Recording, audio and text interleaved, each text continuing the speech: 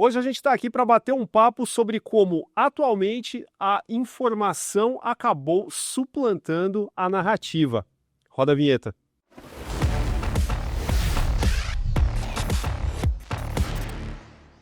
E aqui para rolar esse papo comigo, meu parceiro, Gustavo Clave Rodrigues. É isso aí, pessoal. Como o Daniel bem falou, a gente vai falar aí como essa questão da informação está tomando o espaço da narrativa. A gente já vai deixar muito mais claro esses termos, o que a gente quer dizer com esses termos. Vamos falar de franquias, vamos falar de Marvel, Disney, vamos até falar um pouquinho do Predador Novo, Terras Selvagens, mas o papo não é só de coisas novas, né? A gente também tem exemplos aí um pouco mais antigos que também podem entrar nessa categoria. E uma base mais filosófica que a gente vai usar aqui é esse livro do Byung-Chul Han, A Crise da Narrativa, que embora, ou melhor, A Crise da Narração, que embora ele fale mais dessa questão da sociedade com o modo de consumo nas plataformas digitais, em redes sociais e tudo mais, a gente consegue traçar um paralelo perfeito com a indústria cultural. Facilmente. E quando você falou assim que a gente vai buscar exemplos mais antigos, né, digamos assim, coisas de 50 anos atrás, porque a indústria cultural, e principalmente a cinematográfica que a gente está focando aqui, ela está, assim, sempre em transformação, né? A gente sempre costuma falar que todos esses movimentos que a gente gosta, mas focando especificamente em Hollywood, que é a nossa indústria cultural dominante aqui, com o distanciamento histórico, parece que muitas vezes as coisas aconteceram, sabe? Por exemplo, a gente teve Hollywood clássica, depois passou para a nova Hollywood, ficou aqueles 10, 12, 13 anos ali, depois passou para a era do blockbuster e tudo mais, mas não é tão simples assim. As coisas elas são muito entrelaçadas e as sementes do que a gente está vivendo hoje já estavam sendo plantadas pelos executivos e pelos estúdios naquele momento. É muito interessante todo esse assunto, e vocês vão ver, conforme a gente for falando, vocês vão pensar em N exemplos a mais dos que a gente vai citar aqui, mas vamos lá, vamos já botar o papo no chão. Eu quero ler alguns trechinhos aqui do livro do Byung-Chul Han para a gente basear o nosso papo. A crise narrativa da modernidade se deve ao fato de que o mundo está inundado de informações. O espírito da narração está sendo sufocado pela enxurrada de informações. Benjamin afirma, e aqui por Benjamin ele fala do Walter Benjamin. Se a arte da narrativa é hoje rara, a difusão da informação é decisivamente responsável por esse declínio. Narrações geralmente possuem margens de milagre e de mistério. Elas não são compatíveis com informações, que são a contrafigura do mistério. Explicação e narração são mutuamente excludentes. Cada manhã recebemos notícias de todo mundo e, no entanto, somos pobres em histórias surpreendentes. A razão é que os fatos já não chegam acompanhados de... Ou melhor, desculpa, a razão é que os fatos já nos chegam acompanhados de explicações. Em outras palavras, quase nada do que acontece está a serviço da narrativa e quase tudo está a serviço da informação. Finais explicados, análise de trailer, cenas pós-créditos, continuações desnecessárias. Então, assim, aqui o Byung-Chul ele toca num ponto acho que é muito interessante, quando ele fala dessa questão da narração, ou melhor, da narrativa, estar envolvida em mistério, estar envolvido nesse tipo de espiritualidade. Coisa que você precisa de um tempo aí para absorver, precisa de uma reflexão profunda em cima. Já a informação não. A informação é imediata e justamente por ela ser imediata e de consumo imediato, ela perde o valor logo após o momento de ser consumida. Então não é raro a gente ver quando você tem filmes de franquia tipo da Marvel, e aqui eu vou pegar exemplo da Marvel e eu não vou nem entrar na qualidade ou não do filme, tá? Isso é muito importante aqui nesse papo. Não necessariamente estamos falando se o filme é ruim ou não. Estamos falando de um zeitgeist atual, nesse sentido. Então, você pega filme da Marvel, o tempo que fica, falando de redes, né? A discussão sobre o filme, seus significados, tudo mais, é muito curto quando existe, e a gente percebe uma proliferação do quê? De explicação de easter eggs, final explicado, cena pós-créditos e teoria, o que vai acontecer a partir daqui. Então, discute-se muito mais coisas frugais, coisas que não tem uma profundidade, porque um easter egg é você colocar uma figurinha aqui, ah, que legal, aquela figurinha ali é da edição 914. Tipo, dane-se, isso daí não enriquece a obra. É uma brincadeira, como fala, é um easter egg. Nossa, o que vem depois, tal, pior ainda, você tá deixando aquela obra não fazer história, né? Então essa obra, depois que você assistiu, ela fica no passado, só que ela não reverbera em você. Você está reverberando algo que ainda vai vir, e quando vier, novamente, a gente vai passar essa esteira e vai deixar novamente descartado no passado, porque outra coisa vai vir depois, né? Exato. Não, e é interessante a, a relação entre essa questão de rede social e tal, porque hoje não são só os estúdios, isso não é uma impressão que parte de quem produz filme, né? E quando eu falo quem produz, não estou falando dos artistas de verdade envolvidos, estou falando de quem põe dinheiro, quem viabiliza produções gigantescas, que infelizmente é quem acaba mandando. Essas pessoas tratam filmes como conteúdo. E eles não são conteúdo de internet, mas por outro lado, você encontra uma simbiose disso nos formadores de opinião, nos influencers que tratam esses filmes também como conteúdo.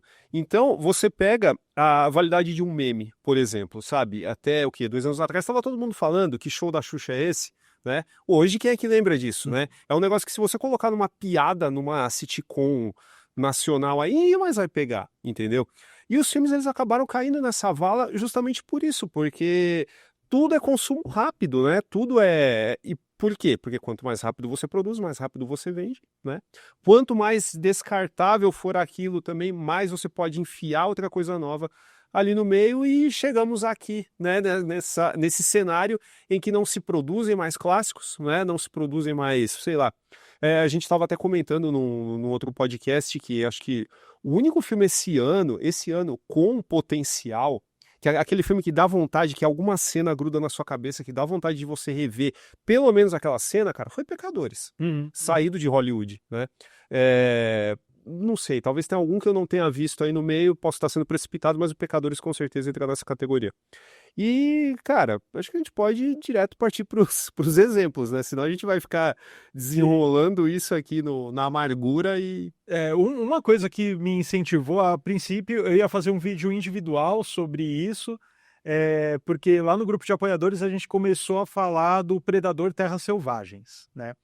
E daí lá no grupo eu comecei a esboçar um pouquinho a ideia desse negócio da crise da narrativa, que para mim Predador Terras Selvagens é um exemplo muito didático da crise da narração. Mas em que sentido? E de novo, aqui eu não estou falando da qualidade do filme em si, eu não vou nem entrar no mérito, filme bom, filme ruim e tal, não, mas o zeitgeist do momento. Você pega o primeiro Predador, e aqui eu não tô sendo nostálgico, no meu tempo tudo era melhor e tal. Não tem a ver com a nostalgia, tampouco tem a ver com memória afetiva, não é isso. Mas você pega o primeiro Predador, você tem N camadas de leitura, né? Primeira, filme de ação. Acabou, filme de ação do Schwarzenegger. Outras camadas de leitura, leituras possíveis, não é só uma possível, são várias leituras possíveis, mas você vê, você tem lá a equipe do Schwarzenegger, tudo cara bombadão, tal, enfim, os caras mais casca grossa, tanto é que eles têm lá a missão, trucidam todo mundo ali, resgatam lá a prisioneira, tal, enfim. Só que daí a ameaça externa, a ameaça do desconhecido, acaba com todos, faz aqueles homens super corajosos, que parecem que não tem medo de nada, com minigun na mão, tal, eles ficam com medo, são eliminados um a um, e o Schwarzenegger, para ele conseguir enfrentar esse desafio e vencer esse desafio, ele tem que se ressignificar. Essa ressignificação se pode interpretar de N formas. Talvez uma repaginação do masculino, do próprio ser humano. Cara, você pode viajar nisso, ou você pode só curtir como um filme de ação, não tem problema. Porém, onde que está a riqueza da possibilidade das leituras? Justamente o fato de que a figura do predador, ela é envolta de mistério. Tanto é que a pior cena nesse sentido, não pior de qualidade, de novo, mas no sentido de simbolismo, a pior cena do filme é a primeira, com a nave aproximando e soltando a cápsula com alienígena. Se não existisse essa cena, o que é aquilo? O que é aquilo? É um alienígena? É uma coisa do exército ultra secreta do governo, uma experiência que deu errado. Você pode pensar em N coisas, e isso aumenta o caráter simbólico porque aumenta as possibilidades de leitura. E é claro, não vamos ser levianos aqui, não estou falando que filme bom com muita camada de leitura é um filme que solta um montão de coisa e deixa ao léu. Não, tem uma lógica, né, dentro do filme, o filme pode dar algumas respostas, mas quando você tem essa possibilidade de significados de mistério, é muito interessante. Aí você avança um pouco, Predador 2. Você já tem os outros predadores, tal, tudo mais. Porém, ele ainda mantém o mistério e tem a famosa cena da arminha que o Danny Glover recebe e ele fala, pô, eles vão voltar. Aí você fala, caramba, eles estão vindo desde quando? O que é isso? Eles interferiram na evolução humana, não interferiram? Que você muda o significado do que é o predador, tal, que são os predadores. Eles vieram antes, eles vão vir depois, mas enfim, N coisas. Aí você vai, esquece Aliens vs Predador, não vou nem entrar aqui, mas, por exemplo, a gente vai pro Prey, que é um baita filme, a gente gosta, e só qual que é a pior cena dele? A pior cena dele é quando explica a origem da arma. Sim. Porque daí você reduz aquela possibilidade, você fala, pô, pode ter sido só uma coincidência, né? Você reduz esse universo gigante de significados e simbolismos a uma informação. Da onde veio essa arma, tudo mais? Pronto, tá aqui, essa arma veio desse cara tal. Que não era necessária antes, né? Não era nada. Então, assim, você acaba restringindo o conjunto de significados. Aí você tem o Killer of Killers, né, a animação, que ela abre novamente o significado. Show de bola, porque ela não explica nada. Tá, você tem mais informação lá da cultura dos predadores tal, porém você vê que isso daí ainda mantém um quadro aberto. Aí você chega em Predador Terras Selvagens, e aqui não vai ser um spoiler, tá? Porque logo no começo do filme e outras, isso aí já foi revelado assim em trailer e tal, tudo mais.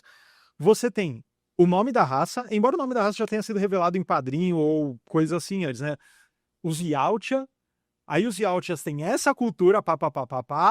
O próprio predador que tá ali, ele tem nome, ele fala, ele discute a cultura dele. Assim, em 10 minutos de Predador Terras Selvagens, você sabe muito mais a cultura dessa raça do que em todos os outros filmes que vieram antes.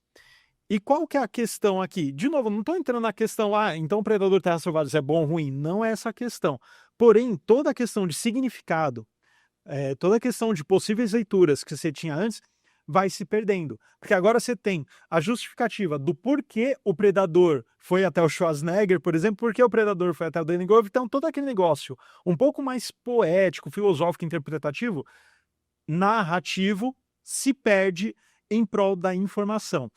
Aí você pode até pensar, e como nerds, a gente às vezes gosta de informação. São os Yautja, e é disso, a gente gosta de ter esse letreiramento, né, essa cadeia de informação. Porém, quando a gente para pensar, quando você dá nome para um predador, mesmo que ele seja o protagonista, quando você dá nome para a raça, quando você coloca ele falando, os anseios e tal, você está diminuindo a carga simbólica dele e do outro. Aí você pergunta, você sabe o nome desse predador? Aprofunda a história, não a história do filme Predador Terras Selvagens, mas a história do canon do Predador. Aprofunda, não, pelo contrário, diminui. Afunila e traz cada vez mais a superfície. Exato, que é a maldição das franquias, né, cara? A gente não tem como deixar de comentar isso. E assim, franquia sempre existiu, tá? Mas é diferente quando você pega algo como, sei lá, James Bond, que é um caso único, né? Se você parar para pensar, né? Que são quase 30 filmes aí que estão aí há mais de 50 anos e tudo mais. A maioria das histórias, quer dizer, tirando a fase do Daniel Craig, né? Mas as histórias não eram interligadas e nunca houve a necessidade de falar, olha, esse cara tal. Você joga uma informação aqui, outra ali, você vai criando aí o seu próprio lore do personagem de alguma forma, né? Se você quer saber mais, você vai ler os livros, entendeu? Você vai na fonte e tudo mais. Mas a própria lógica de franquia, ela vai mudando, né? Conforme eu falei, o Bond nunca teve, por ter nascido nos anos 60 no cinema, ele nunca teve essa necessidade de ficar se explicando muito. Star Trek, que surge na TV, também, você tem uma série, né? Ou melhor, você já tem, sei lá... Não, vamos ficar só na série clássica, vai. Você tem a série clássica, depois ela vai para o cinema. Qual era a maldita necessidade de explicar o passado desses personagens? Não havia, né? Eles continuam ali a missão e blá blá blá, tal, e isso bastava para nós, né? Mas é justamente, eu trago Star Trek aqui nesse caso porque já era um momento de transição, a década de 70, que vai consolidar essa questão da lógica das franquias, ela já começa a mostrar que existe uma disposição muito grande em espremer as coisas que não necessariamente foram feitas para serem espremidas.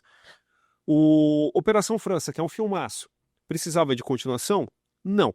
Mas beleza, tudo bem, vou dar um desconto porque o segundo filme também é muito bom, mas não deixa de ser a necessidade que algumas pessoas tinham de ver, pô, o Charlier vai sair livre, entendeu? Como é que pode, né, meu? O Popeye tem que ir lá e dar um jeito e tal. Mas isso já é mega absurdo, né? Um policial né, americano ali, né? Mas tudo bem. Bom, ok. A gente passa um pano porque é um puta filme. Poderoso Chefão 2. Havia mais histórias na literatura para se contar e o segundo eu acho melhor que o primeiro. Então, beleza. E o terceiro, sendo pior, o pior não, é o menos bom dos três, ainda assim é um puta filme. Agora, a década de 70 para mim também traz, né, de 70 para 80 também traz aquilo que realmente, sei lá, dificulta a criatividade, né, de algumas pessoas, né, e mostra que a maldição de toda a franquia é se contradizer em algum momento, se enrolar e tudo mais. Primeiro é Star Wars, né? Star Wars ele tem aí, tudo bem, tinham 3 filmes para serem contados e tal, mas quando vem episódio 1, 2 e 3, qual era a necessidade de se contar o mistério por trás da criação do Darth Vader? Não havia, né? E o pior exemplo para mim, no caso, é Rock, porque o primeiro filme, ele já é tão bem acabado dentro do seu universo e fazendo uma comparação, uma aproximação com o homem comum, sabe? Nem todo mundo luta boxe, sabe o que é isso. Mas a questão é que a metáfora é muito clara. Você tem um personagem que é grosseiro, ele recebe um chamado que, em determinado momento, assim, em um primeiro momento, ele rejeita, mas ele é convencido porque todo mundo que achava ele um lixo acaba, tipo, dando valor para ele por conta dessa oportunidade, ele vai lá, só que, e é aí que eu acho a grande sacada, a grande beleza do primeiro Rock.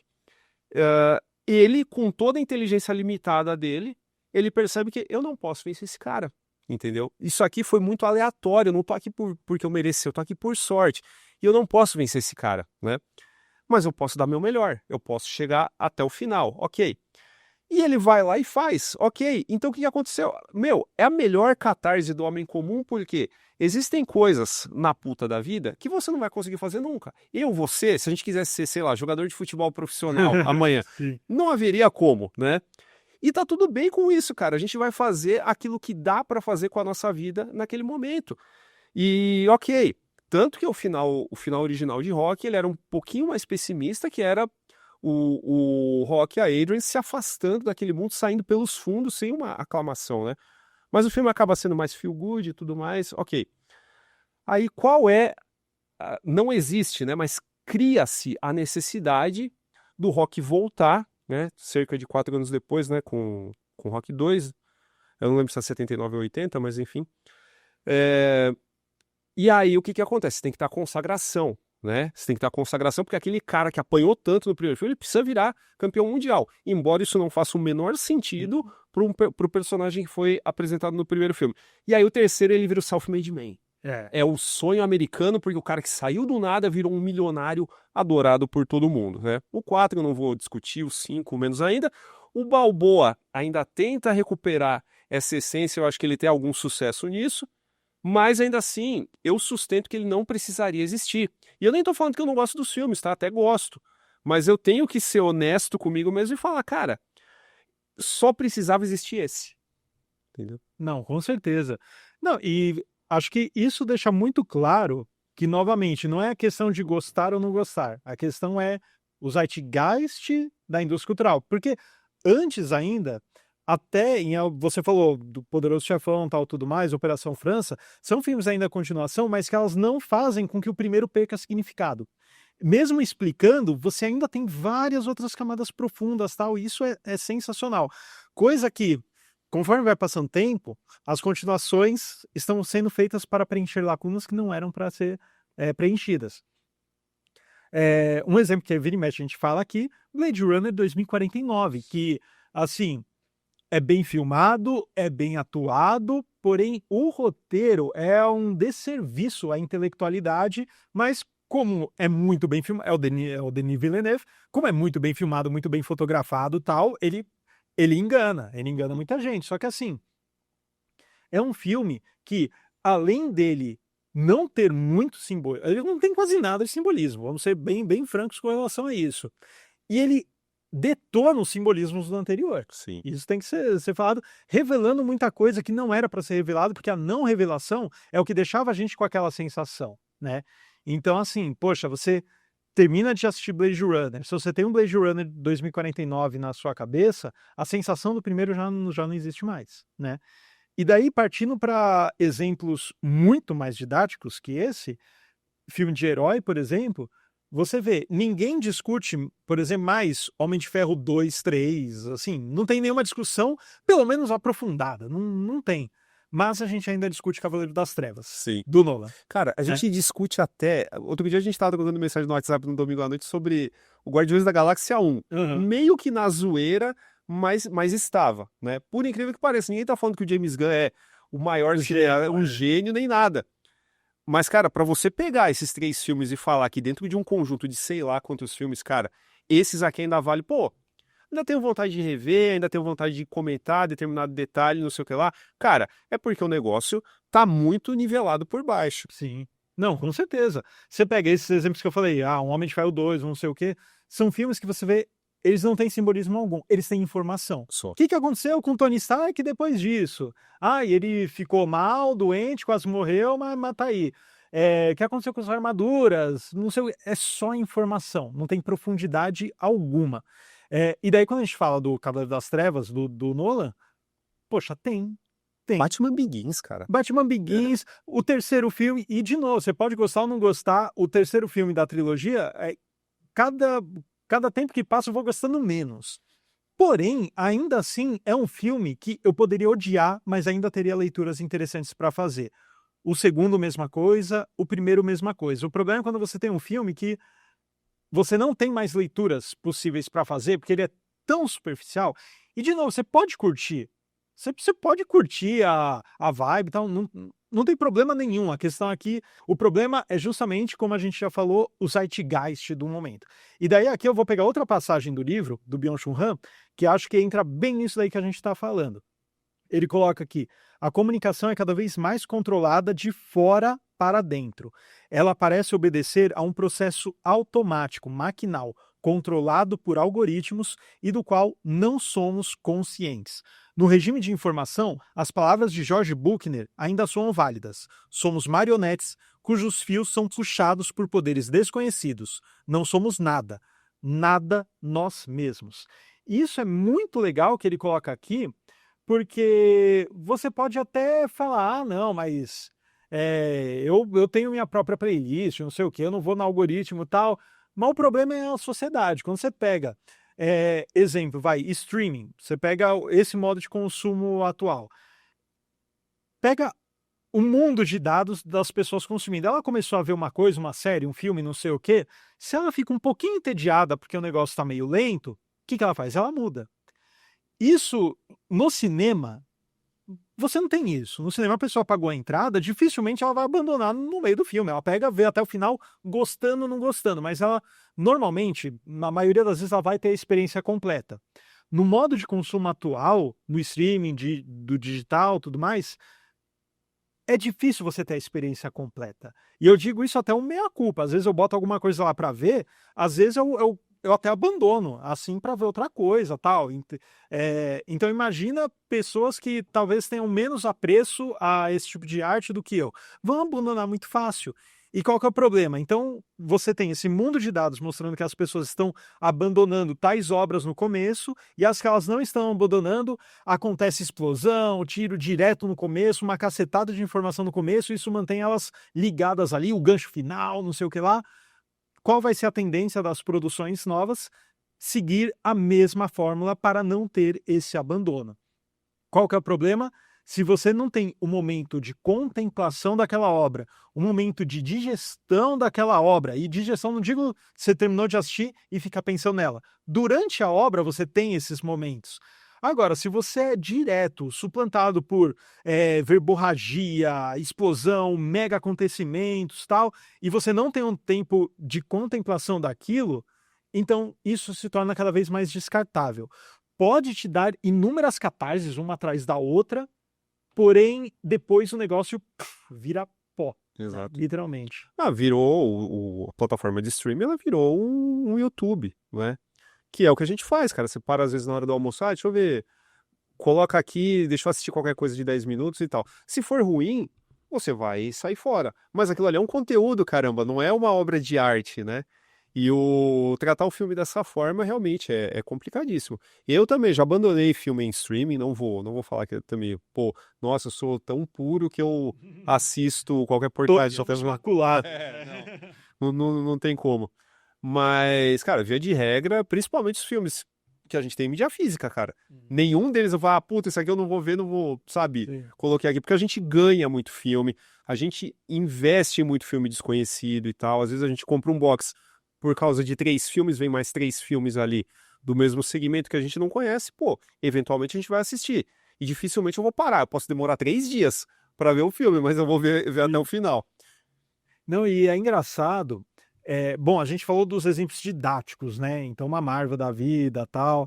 E qual que é a questão, cara? E, ó, de novo, só para ficar bem claro que não é a questão de qualidade e tal, você percebe que, por exemplo, 2 filmes que saíram recentemente e gostamos dos 2. Superman do James Gunn e o Quarteto Fantástico, até esqueci o nome do diretor. Matt Shakman. Matt Shakman, isso. Mas para você ver que o diretor não teve tanta sim. importância aí. De novo, independente se você gostou ou não do Super-Homem, independente se você gostou ou não do Quarteto Fantástico. Eu gostei do Quarteto Fantástico, eu me diverti pra caramba.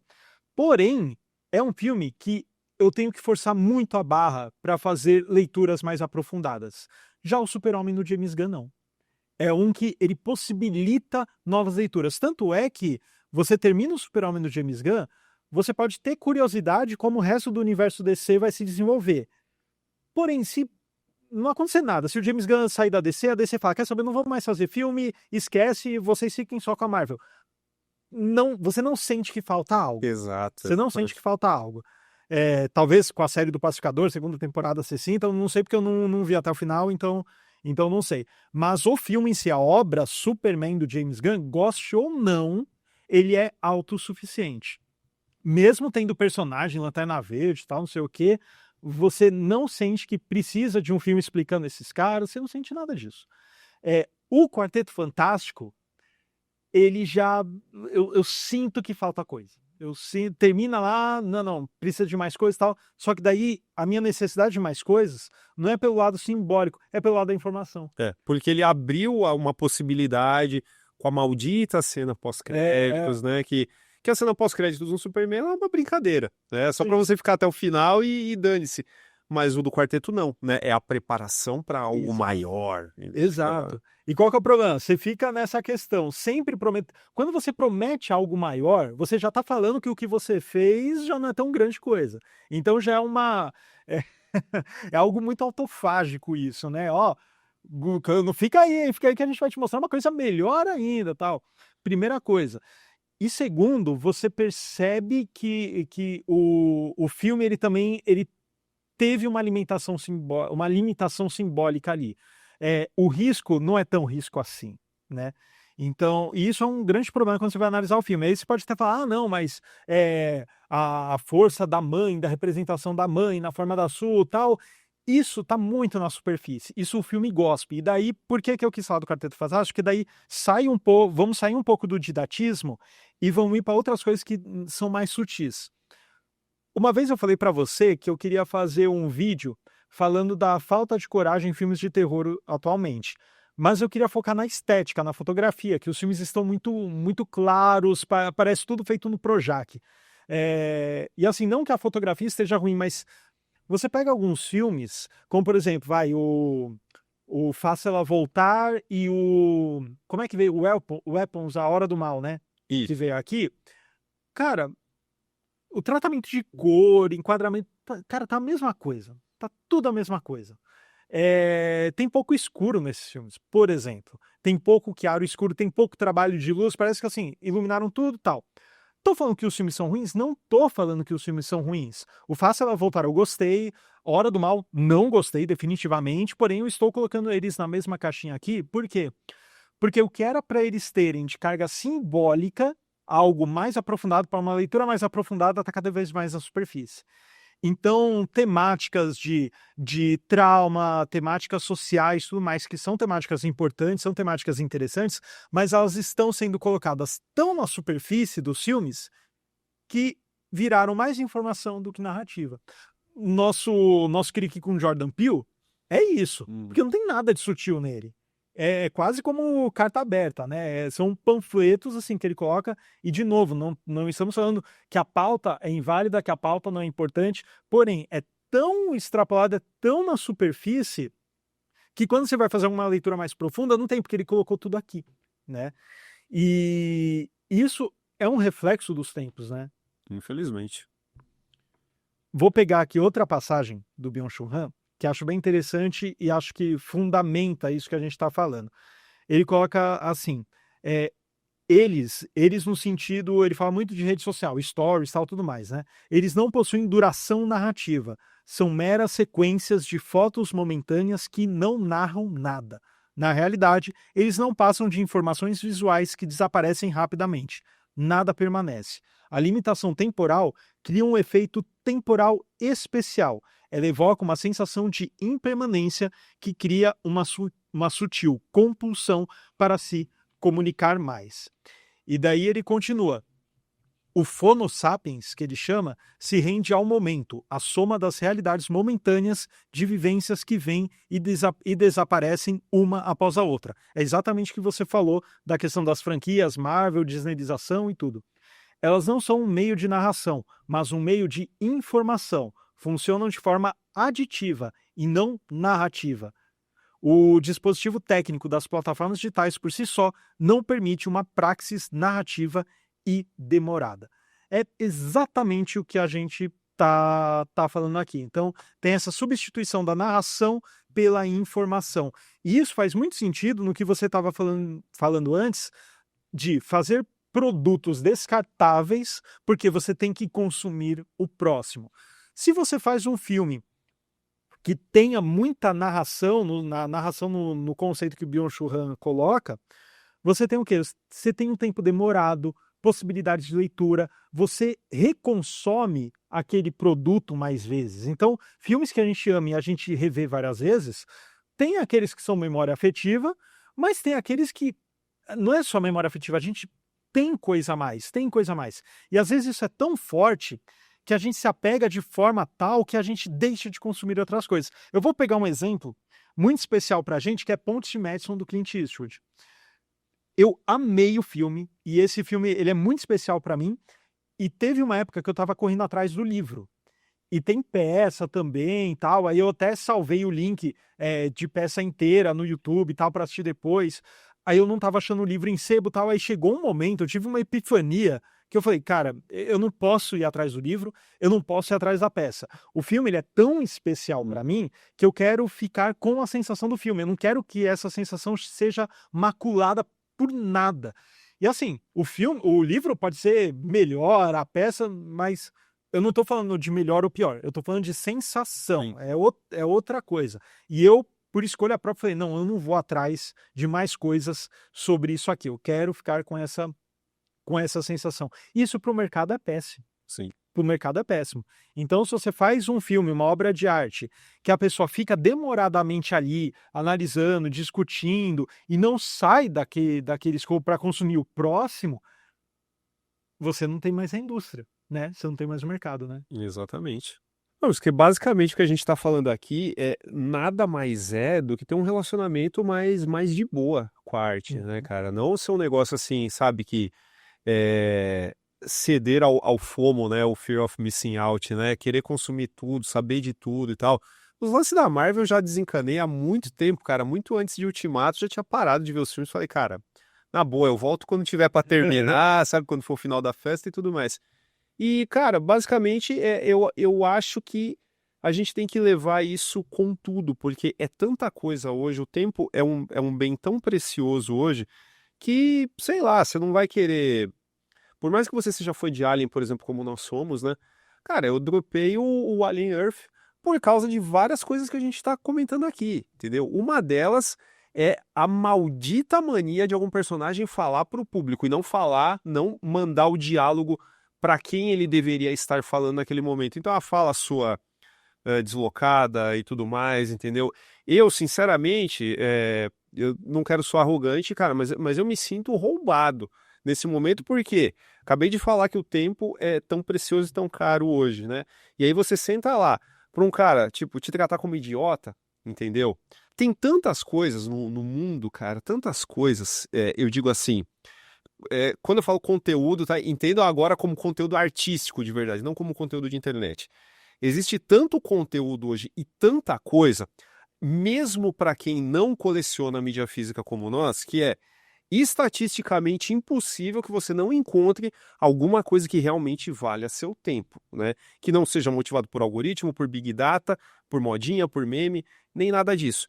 Então, sabe, por mais utópico que seja, né, que as pessoas, sabe, tenham mais essa fome de ir atrás daquilo que realmente importa do que aquilo que tá nos trends, tá? Então, basicamente é isso, sabe? Se o negócio tem, sei lá, por exemplo, se James Bond fosse um negócio contínuo, sabe, cara? Pô, jamais que eu ia ver os 25 filmes se eu não tivesse afim de ver. E eu acho que a forma de consumir arte, porque antes de ser produto, antes de gerar emprego, antes de ser um negócio caríssimo, é arte, tá? Então, a forma de consumir arte para a gente não sofrer um burnout no processo também é esse, cara. Eu acho que é um ganha-ganha se virar essa chave, né, pro consumo. Exato. E deem chances para filmes que te provocam, que te incomodam. Vou finalizar com um exemplo que vira e mexe eu dou aqui no Formiga, mas parafraseando Stan Lee, né? Esse aqui pode ser o seu primeiro vídeo do Formiga, então, que o Apenas Deus Perdoa, do Nicolas Winding Refn, nós fizemos um vídeo lá no comecinho do Formiga, nos primeiros 10 vídeos, a gente falou da filmografia do Nicolas Winding Refn até lá, e o último filme lançado dele na época era Apenas Deus Perdoa, Only God Forgives. E na época eu falei no programa que é um filme que eu gostei da experiência de ter assistido, mas eu não sabia se eu tinha gostado ou não, tal. E daí passaram-se, sei lá quanto tempo, eu de madrugada tava sem sono, tal, abri a geladeira para ver alguma coisa e, cara, do nada, assim, nossa, que filme incrível, assim, sabe? Do nada, assim, e isso, e, pô, hoje em dia é um dos meus filmes favoritos, assim. Por quê? Porque é uma obra que me provocou. Me provocou, tanto é que eu saí dela sem saber se eu gosto ou não, tal. Hoje em dia, nesse mundo de streaming e tal, tudo mais, quem pode se dar o luxo que viu um filme inteiro sem saber se gostou ou não? Uhum. Se você ficar nessa dúvida, no começo normalmente você já dropa. Mas qual que é a questão? Se a obra não te provoca em certo ponto, ela não vai virar um clássico para você, como a gente falou. Hoje em dia o pessoal fala, não existem mais clássicos, tal. Talvez nem a gente esteja se dando ao direito de fazer com que exista um clássico, né? Então, acho que é isso. Você bem falou, vamos nos dar ao direito de consumir a arte como a arte deve ser consumida. É difícil porque toma tempo? Sim. É difícil porque toma dinheiro também muitas vezes? Sim, é difícil. Mas vamos tentar. Vamos diminuir talvez a quantidade, parar esse binge-watching idiota, parar essa quantidade e focar um pouco mais na qualidade que talvez dê certo. E se você quiser saber mais coisas que tenham uma qualidade para você ir a fundo na leitura, faz o seguinte, ó, já dá o like nesse vídeo se você gostou do papo, compartilha com aqueles seus amigos e colegas que podem curtir o conteúdo e também, se você quiser fazer com que o Formiga produza mais coisas, com uma qualidade técnica maior, tudo mais, o que eles podem fazer, Daniel? Podem assinar nosso Apoia-se, é só entrar em apoia.se/Formiga Elétrica, o link está aí na descrição. Você encontra nossas categorias de apoio, onde na primeira, a mais baixa que tem, você já entra num grupo exclusivo de WhatsApp com todos os editores do Formiga Elétrica, são papos muito bacanas, trocas de conteúdo, de informação que não tem a ver somente com aquilo que a gente produz, então rola muita coisa bacana lá sobre cultura pop. Na categoria de cima você já participa de sorteios todos os meses que rolam em lives com microfone e câmera abertos. Então é uma interação assim muito mais próxima que a gente tem com o nosso público, tá? Uma chance da gente conversar mais diretamente. Os prêmios são muito bacanas também. Tem quadrinho, tem livro, tem box de DVD e de Blu-ray, então a gente não pega a porcaria assim que tá ali jogada em casa para sortear. A gente manda coisa nova, eventualmente a gente tira coisas do nosso acervo também, mas é coisa boa, tá? Tem uma curadoria bem bacana. Então, olha lá em apoia.se/Formiga Elétrica. E é isso aí, até o próximo vídeo.